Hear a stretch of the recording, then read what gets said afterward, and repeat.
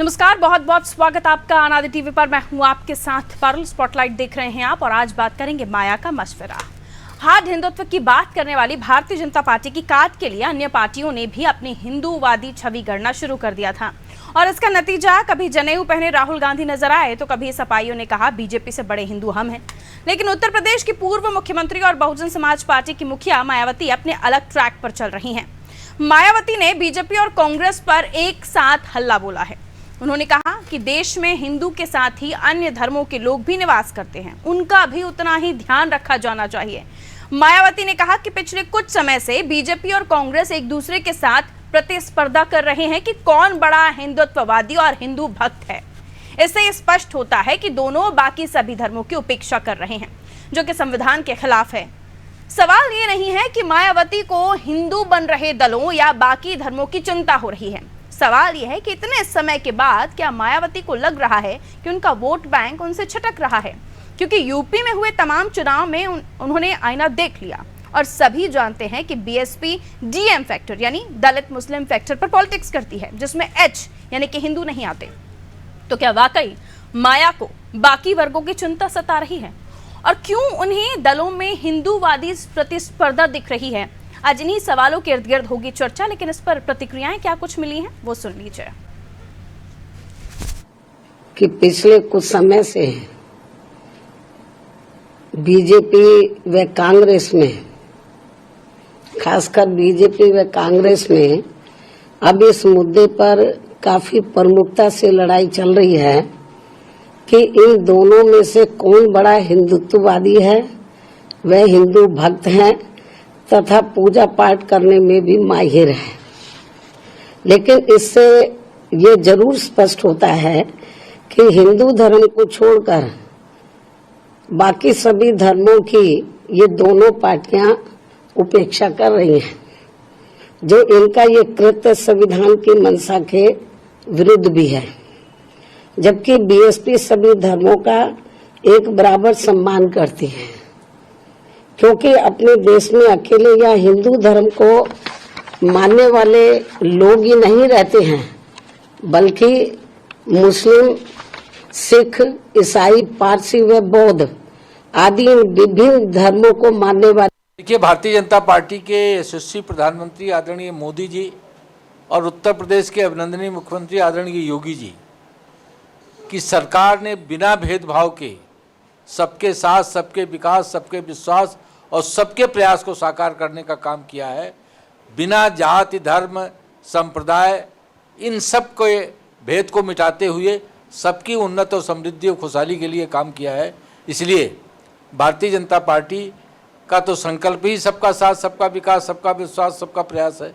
बिना भेदभाव के सबके लिए समान अवसर हैं, सबको समान सम्मान है, सबका शासन सत्ता में समान प्रतिनिधित्व है। तो भारतीय जनता पार्टी तो उन्हीं को उसी बात को साकार किए हुए है। मायावती जी 2019 के बाद से और 2022 के बाद से लगातार गायब हैं। अभी कुछ सुनने में आ रहा है कि वो अपनी राजनीति में भूमिका को बताने का प्रयास कर रही है। कौन सी भूमिका आपकी है? बीजेपी से कितने सवाल हैं? और अगर बीजेपी से सवाल है तो कांग्रेस से भी सवाल है, कांग्रेस से सवाल है तो समाजवादी पार्टी से भी सवाल है। इस तरह के सवाल लगातार बहन कुमारी मायावती जी के आते रहते हैं। निश्चय ही एक धर्म के लोगों पर, कुछ जाति के लोगों पर, कुछ संप्रदाय के मानने वाले लोगों पर अत्याचार हो रहा है। कहीं बौद्ध धर्म के मानने वालों पे अत्याचार हो रहा है, कहीं इस्लाम के मानने वालों पे अत्याचार हो रहा है, कहीं हिंदू धर्म में बैकवर्ड और जो दलित हैं उन पे अत्याचार हो रहा है। बहन जी कहाँ पे हैं? बहन जी ने किन बातों पे सवाल खड़ा किया सरकार के सामने? देखिए, मायावती जी हमेशा ही कांग्रेस पर आरोप लगाती हैं। जब तक भारतीय जनता पार्टी स्क्रिप्टेड चीजें मायावती को नहीं दे देती तब तक वो नहीं बोलती है। जब स्क्रिप्टेड चीजें दे देती हैं तब मायावती जी कांग्रेस पे आरोप लगाती हैं।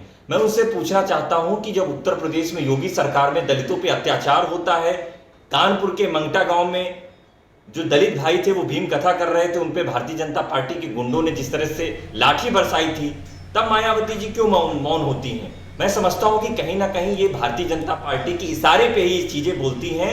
मायावती जी अब जो है सिर्फ और सिर्फ दलित की नहीं दौलत की बेटी रह गई।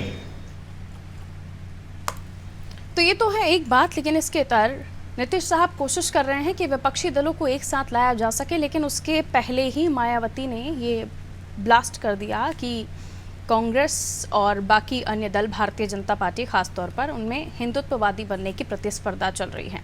मिलियन मेहमानों से जो हमारे साथ चर्चा में जुड़ रहे हैं, अनिल शर्मा प्रवक्ता हैं, हमारे साथ जुड़ेंगे कांग्रेस से, शमशी आज़ाद साहब भारतीय जनता पार्टी से हमारे साथ जुड़ रहे हैं, रविंद्र सिंह प्रवक्ता हैं सपा से, जावेद अहमद मुस्लिम स्कॉलर हैं हमारे साथ जुड़ रहे हैं। तो चलिए सबसे पहले शुरुआत करते हैं शमशी आज़ाद साहब आपसे। शमशी आज़ाद साहब, जाहिर है कि जिस मसले पर हम बात कर रहे हैं उसमें सीधा टारगेट आपको किया गया है, कांग्रेस को किया गया है मायावती की तरफ से। उनका कहना है कि हिंदुत्ववादी प्रतिस्पर्धा आप लोगों की हो गई है, जिसकी वजह से आप अन्य वर्गों का ध्यान नहीं रख रहे हैं। मायावती हो, चाहे समाजवादी पार्टी हो, चाहे कांग्रेस पार्टी हो, इन लोगों को अब इन लोगों की नींद खुली। इन लोगों के सामने 2024 का चुनाव है। 24 का चुनाव नहीं बल्कि इनको अपना वजूद बचाने के लिए इस बार चुनाव लड़ना हो सकता है कुछ पार्टियों का आखिरी चुनाव हो। तो ये लोग अपनी पूरी ताकत लगाकर चाहते हैं कि हम अपना वजूद बचा लें और 2-4 सीटें, 5 सीटें, 10 सीटें लाने का जो उनका लक्ष्य है उसकी प्राप्ति करने के लिए लगातार यहाँ पे प्रयासरत है। अब नींद से जाएंगे जब भारतीय जनता पार्टी ने उत्तर प्रदेश जैसे बड़े प्रदेश में 80 सीट लाने का लक्ष्य पूरा करने की तरफ जो हर मुमकिन कोशिश कर दी है, तो अब इनको मुद्दा ढूंढने की जरूरत पड़ रही है, अब इनको जनता के बीच में जाने की पड़ रही है। लेकिन भारतीय जनता पार्टी तो सत्ता में रहते हुए लगातार 2022 की जब से योगी सरकार ने दूसरी बार शपथ की, तब से ही जनता के दरबार में, जनता के दरवाजे जाने के लिए कभी सवाल के माध्यम से, कभी आशीर्वाद के माध्यम से, कभी क्या कहते हैं कि विजय यात्रा के माध्यम से जनता का आशीर्वाद लगातार लेते हुए विपक्ष के लोग अब नींद से जागे हैं। अब इनको लगा है कि ऐसी से निकलने की जरूरत है। अब इनको लगा है कि इटली के शहर खत्म करके जो है मध्य प्रदेश की तरफ इनको कूच करना है। अब भाई मायावती जी को लगा है कि प्रदेश में जो है तो जनता में जो है त्राही मची है, आकार मचा है, तो ये सब सारी चीजें अब ढकोसला रह गई। अब उत्तर प्रदेश या हिंदुस्तान की जनता जो है इन सब वादों से बहुत, लेकिन कांग्रेस का ये कहना है शमशी साहब कि ये बीएसपी को बीजेपी की तरफ से स्क्रिप्ट लिख कर दी जाती है। वो तो बीएसपी और कांग्रेस की बात है ना कि हम इनको स्क्रिप्ट लिख के देते कि नहीं देते, ये भाई मायावती जी उनको बताएंगी। ये हमारा जवाब नहीं ना है, ना हमारे शीर्ष नेता इसको जवाब दे सकते हैं, क्योंकि दोनों बड़ी पार्टी, दोनों राष्ट्रीय पार्टी है। भाई मायावती जी भी बड़ी सीनियर नेता हमारी, तो वो हमारी किसी कैसे हो सकते हैं, उनका अपना अलग नजरिया है। अगर ऐसा होता तो आज उन्होंने जो भाजपा पर जो आरोप लगाए है तो उससे साफ सुन के आ रहा है कि हमारे विरोधी है, कि हमारे साथी है। कांग्रेस पार्टी के पास तो न कार्यकर्ता है, न संगठन है, न उनके पास मुद्दा बचा हुआ है। तो वो लोग तो टीवी खोलकर बैठे रहते हैं, अखबार पढ़कर उनके प्रवक्ता, उनके नेता देखते हैं कि इसमें क्या मुद्दा है बचा है, क्योंकि जनता के बीच में जाते नहीं है, जनता से किसी मुद्दे से उनका सरोकार नहीं है। तो टीवी के जो उनके शो चलते हैं, समय से जो हेडलाइन चलती है उसको मुद्दा बनाकर कांग्रेस पार्टी और बहुजन समाज पार्टी जैसे लोग जो है जनता को बरगलाने का काम करते हैं। लेकिन जनता 2014 से, हिंदुस्तान की जनता 2014 से जागरूक हो चुकी है, जाग चुकी है, समझदार हो चुकी है। अपनी बातों में आगे कहते हुए मायावती जी ने यह भी कहा था, रविंद्र साहब आप सुन रहे हो मुझे, तो एक बार फिर से स्वागत करती हूँ आपका। और उन्होंने कहा कि मध्य प्रदेश, तेलंगाना, राजस्थान और भी तमाम राज्य जिनमें हाल ही में चुनाव भी होने हैं, विधानसभा चुनाव होने हैं, उसको लेकर उन्होंने कहा कि दलितों, आदिवासियों का उत्पीड़न हो रहा है, और उसके साथ हिंदूवादी प्रतिस्पर्धा की बात तो आपने सुनी ली कि उन्होंने जो कहा। क्या कहेंगे इस पर आप? मायावती जी ने भारतीय जनता पार्टी का असली चरित्र पहचान लिया, हम स्वागत करते हैं इसका। कहीं से दो राय नहीं है कि भारतीय जनता पार्टी सत्ता में केवल उन्माद के नाते बनी हुई है। इसका अभी वर्तमान उदाहरण कर्नाटक में दिखाई पड़ा है कि एक संवैधानिक रूप से वर्जित होने के बावजूद, चुनाव आयोग द्वारा वर्जित होने के बावजूद हमारे देश के प्रधानमंत्री ने जाके कर्नाटक में धार्मिक आधार पे चुनाव लड़ने का प्रयास किया। तो इसको बहन मायावती जी ने पहचान लिया, स्वागत है। दलितों का, पिछड़ों का कितना उत्पीड़न होता है, आदिवासियों का कितना उत्पीड़न होता है, इसकी अगर किताब भी लिखी जाए तो बहुत छोटी पड़ जाएगी, एक ग्रंथ बन जाएगा, क्योंकि ये सारे मुद्दे ही अपने प्रचार तंत्र से ढक लेते हैं। तो अगर इस आधार पे चुनाव अगर होंगे, जैसे कर्नाटक में हो गए तो धार्मिक उन्माद फैलाने का प्रयास किया गया तो हरा दिया गया। अगर इसी प्रकार का फिर प्रयास करेंगे छत्तीसगढ़ में, मध्य प्रदेश में, राजस्थान में, फिर उनको मुंह की खानी ही पड़ेगी। और यही कारण है कि वो सिमट के 5 राज्यों तक आ गए हैं। 12 राज्यों से, जिनमें से केवल 2 बड़े राज्य हैं, उत्तर प्रदेश और गुजरात। 3 छोटे राज्य हैं, उत्तराखंड, असम और त्रिपुरा। तो ये अपने कर्मों का फल खुद ही भोग रहे हैं। और अगर इस प्रकार का प्रयास करते रहे, जिस प्रकार का बहन मायावती जी ने उल्लेख किया है, तो मुझे लगता है कि 2024 में इनका सफाया निश्चित। हिंदू होने के बाद हिंदू धर्म का पालन करना, उसमें जो परंपराएं हैं उनको निभाना, या फिर पूजा पाठ करना, किस बात में प्रतिस्पर्धा का आंकलन आप कर रहे हैं? मायावती ने कहा कि ये दोनों प्रतिस्पर्धा कर रहे हैं कि कौन कितना बड़ा हिंदू है। इसमें प्रतिस्पर्धा कैसी, आप क्या बताएंगे इस बारे में? कौन सी प्रतिस्पर्धा को आपने अपने एंगल से देखा? मुझसे पूछा आपने? जी रविंद्र जी। देखिए, हमारा कानून और हमारा समाज दोनों छूट देता है कि आप जिस धर्म के हैं उस धर्म से अपने धर्म का पालन कर सकते हैं। ठीक है। कोई भी अगर धार्मिक व्यक्ति किसी भी धर्म का पूजा करता है तो उसको आधार नहीं बनाया जाना चाहिए। लेकिन अगर धर्म को हम अपने व्यक्तिगत जीवन से हटके कहीं भी प्रभावित करते हैं मास पब्लिक को, तो इस पर रोक है, कानूनन रोक भी है। वही मैं आपको पूछ रही थी कि हिंदूवादी प्रतिस्पर्धा से आपका तात्पर्य क्या है? आप क्या समझाएंगे कि मायावती ने क्या समझाने की कोशिश की है, क्योंकि इससे पहले आप उस पर प्रतिक्रिया दे चुके हैं। हिंदूवादी बार बार जो कहने का मतलब आता है, इनकी जो धर्मांधता के द्वारा उन्माद फैला के ये चुनाव में अपने पक्ष में मोड़ते हैं, केवल इतना ही है। नहीं तो हिंदुत्व एक बहुत पवित्र शब्द है और हिंदुत्व पर भी भारतीय जनता पार्टी प्रहार करने से गुरेज नहीं करती है। क्योंकि अखिलेश जी का भी मैं एक जगह बयान पढ़ रही थी तो उन्होंने भी कहा था कि हमसे बड़ा हिंदू कोई नहीं। तो वो हिंदू अलग है और ये वाला हिंदू अलग है क्या? नहीं, ऐसा नहीं हो सकता है। हिंदू तलक तो मोहन भागवत जी वाला। मोहन भागवत जी ने कहा कि हिंदू धर्म की सारी धर्म ग्रंथों में छेड़छाड़ कर दिया गया है। तो क्या वो नया हिंदुत्व बैठ के आरएसएस के नागपुर के ब्रांच में लिखा जाएगा क्या?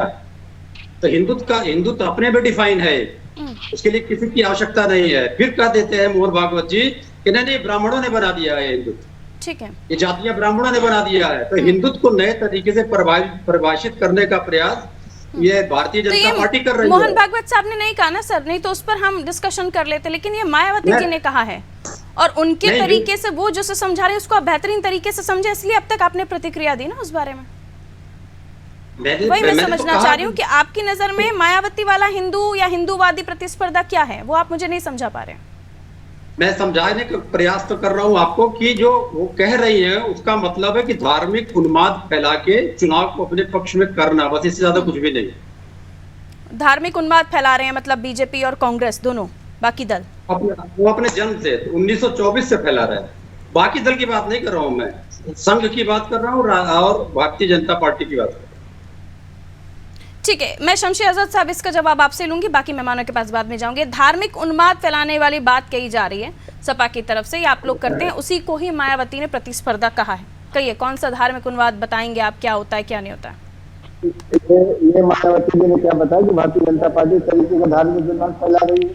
ये तो समाजवादी पार्टी को अब याद आएगा। समाजवादी पार्टी के नेता अब कभी मंदिरों में दिखाई देते हैं, कभी शिवालय में दिखाई देते हैं, कभी गंगा घाट का भ्रमण करते हुए दिखाई देते हैं, कभी सीतापुर में कार्यशाला में दिखाई देते हैं। तो ये चीजें जो है तो अब इनके समझ में आ रही है ना कि अब हमारा वोट बैंक अटक चुका है। क्योंकि अल्पसंख्यक समाज को देखकर हमेशा समाजवादी पार्टी ने अपना कब्जा जमाए रखा, जिसको डराया, जिसको धमकाया, जिसको बरगलाया, जिसको बहकाया। वो जब और जागरूक हो चुका है, वो भारतीय जनता पार्टी के साथ जब चला आया है, यही कांग्रेस का वोट बैंक हुआ करता था, यही लोगों पर जो है यही लोगों पर सत्ता जीती आती थी।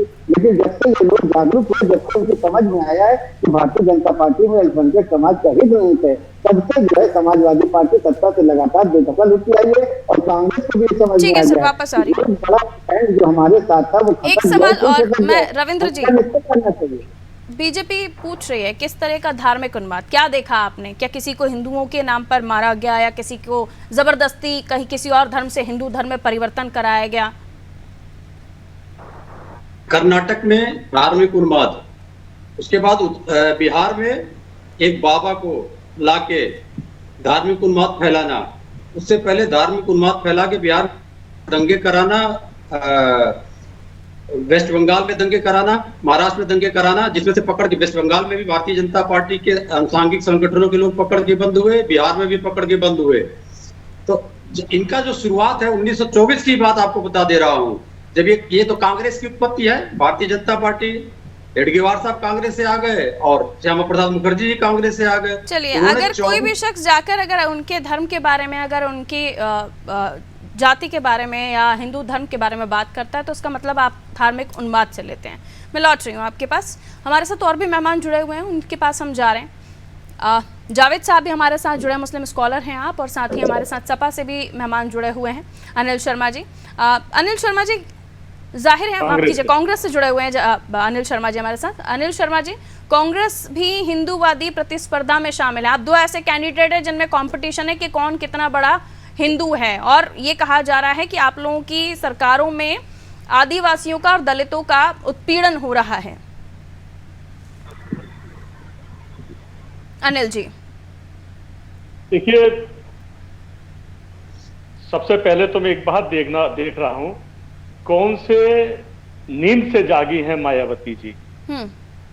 भारतीय जनता पार्टी की बी टीम के रूप में काम करते करते आज उनका कौन सा प्रेम जाग गया जो आज वो एकदम से जागृत हुई, आरोप प्रत्यारोप लगाना शुरू कर दिया, जातिवाद की राजनीति करने वाली, धर्मवाद पर बयान दे रही हैं।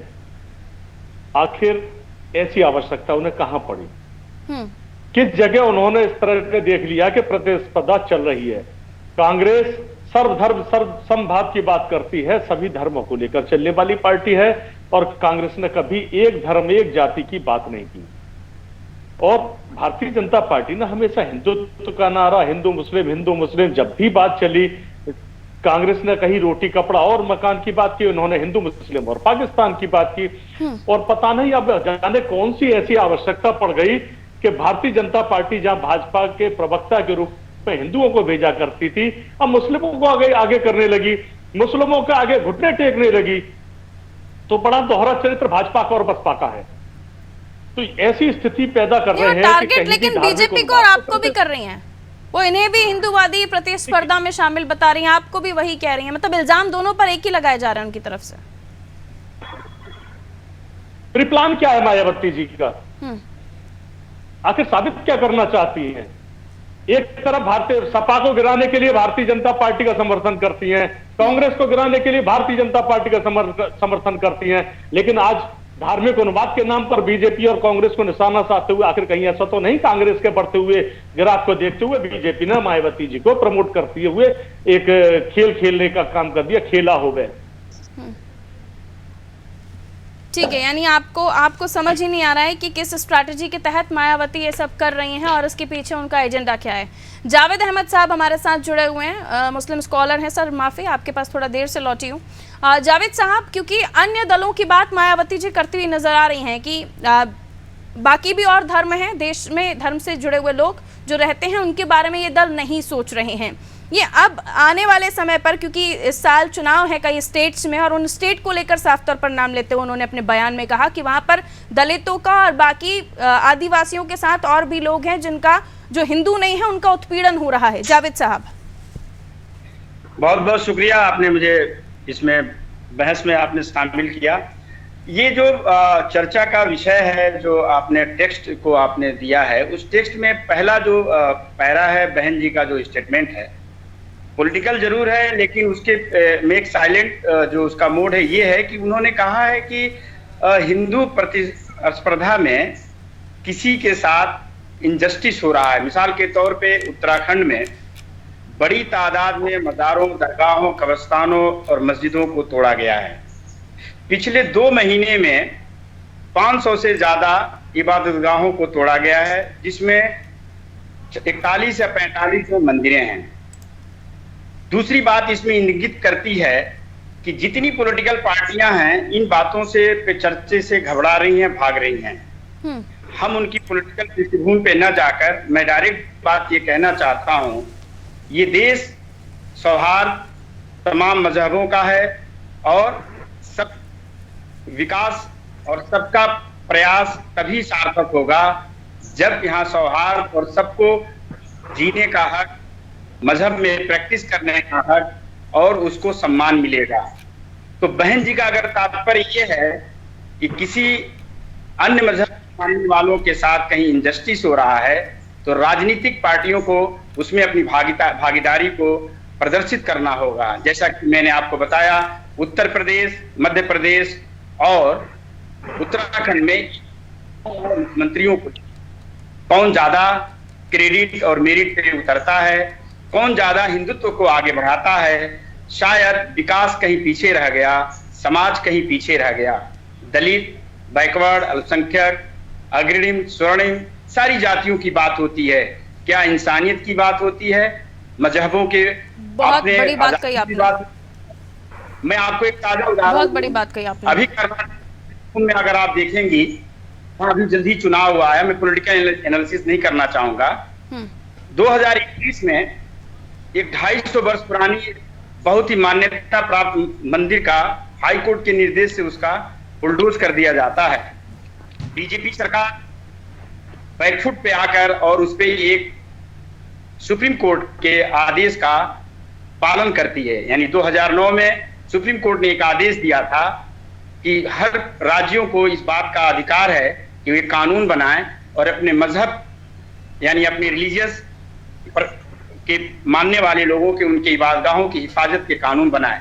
उसने तारीखी कानून बनाया अक्टूबर 2021 में। उसने ये बनाया कि हर मजहब के मानने वालों की इबादतगाहें तहफ्फुज और हिफाजत के लिए सरकार जिम्मेदार है, और वो उसका नाम है रिलीजियस प्रॉपर्टी प्रोटेक्शन एक्ट। और उसमें बहुत साफ डिफाइन किया गया है कि ये जो भी काम जनहित की हैं, यानी जन से जुड़ा हुआ है, वो इबादतगाह हो, स्कूल हो, कॉलेज, किसी भी तरह की इबादत की प्रैक्टिस में आती हो, इसका दायित्व जो है सरकारों का है, और सरकारों का काम जनहित की चीजों की तहफ्फुज और हिफाजत का है। तो मायावती का अगर साइलेंट फीचर अगर उन्होंने इशारा किया है, तो मैं आपको जरूर इस बात को, उनके बात को मैं दाद देना चाहूंगा कि उनकी पृष्ठभूमि जो है हिंदुत्व। शमशी आजाद साहब, ठीक है सर, समय अब थोड़ा कम है।